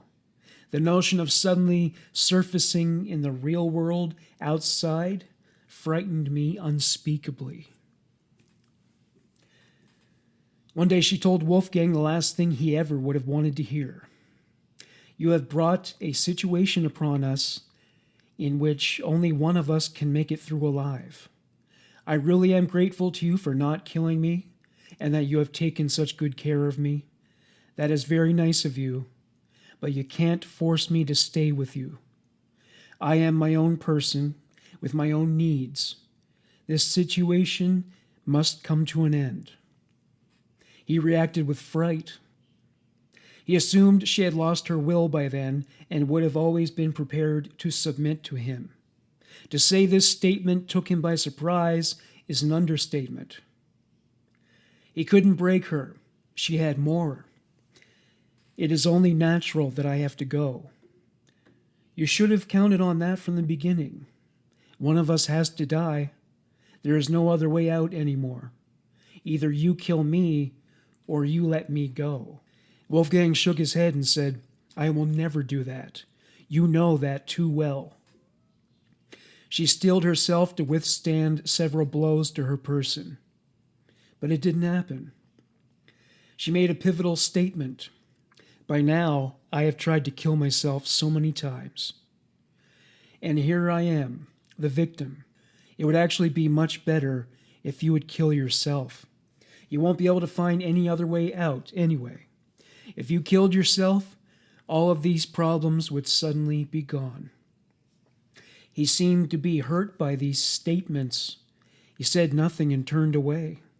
Natascha said, Don't worry, if I run away, I'll throw myself in front of a train. I would never put you in any danger.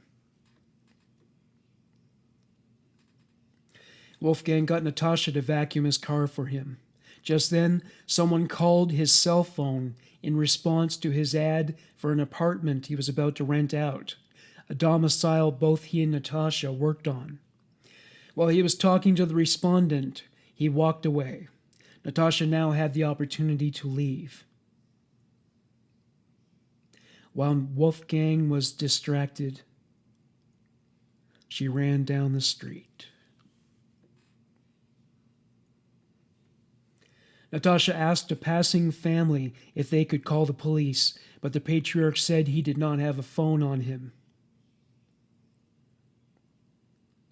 She ran up to the front door of an elderly woman and asked her to call the police. The woman wound up calling the police on her. She thought she looked suspicious. When the police showed up, they placed Natascha under arrest. She gave them her real name and told them that she was abducted 8 years ago. She gave Wolfgang Pricklopil's name as the perpetrator. The police were skeptical at first. This is the text from their report. Special report. Case, Natascha Kampusch. Woman claiming to be missing person. Police attempting to ascertain identity. Vienna, APA. The case of Natascha Kampusch, now missing for over 8 years, has taken a surprising turn. A young woman is claiming to be the girl who went missing on the 2nd of March, 1998, in Vienna. The Austrian Federal Criminal Police Office has begun an investigation into ascertaining the identity of the woman. We do not know whether she is, in fact, the missing Natascha Kampusch or just disoriented. Eric Zwettler from the Federal Criminal Police Office told the Austria Press Agency. The woman was at the police station in Deutsch Wagram in Lower Austria on the 23rd of August, 2006. Though Natascha asked the police not to speak with the media about her case, they buckled under the pressure and spoke with them anyway. Natascha recalled the emotional moment when she was reunited with her mother in the police station. I recognized my mother immediately when she walked into police headquarters in Vienna. A total of 3,096 days had gone by since that morning I had left the flat on Rennbahnweg without saying goodbye. 8.5 years, during which it had torn my heart apart that I had never been able to apologize. My entire youth without my family. 8 Christmases, my birthdays, from the 11th to the 18th. Innumerable evenings when I would have liked to have had a word from her, a touch.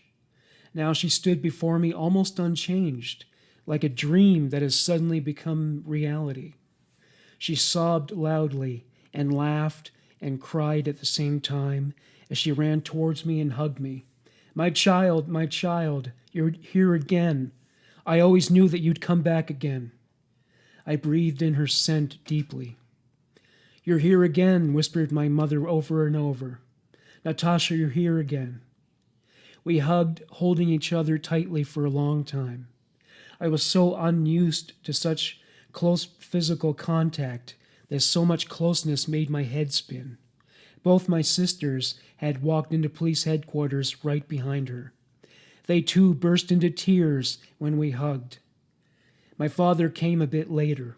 He rushed up to me, stared disbelievingly, and first looked for the scar I had from an injury suffered as a child.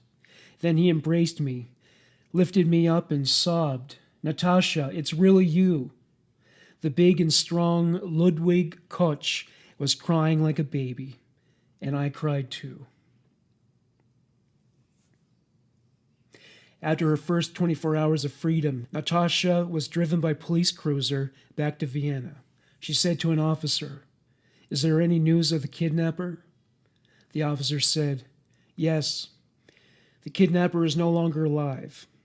He committed suicide, throwing himself in front of a train at 8:59 p.m. near Vienna's northern railway station." Natascha's reflections on the impact of that officer's statement. I lifted my head and looked out of the window outside. Bergenland's flat, summery landscape glided past me on the motorway. A flock of birds rose up out of a field. The sun stood low on the sky, bathing the late summer meadows in warm light.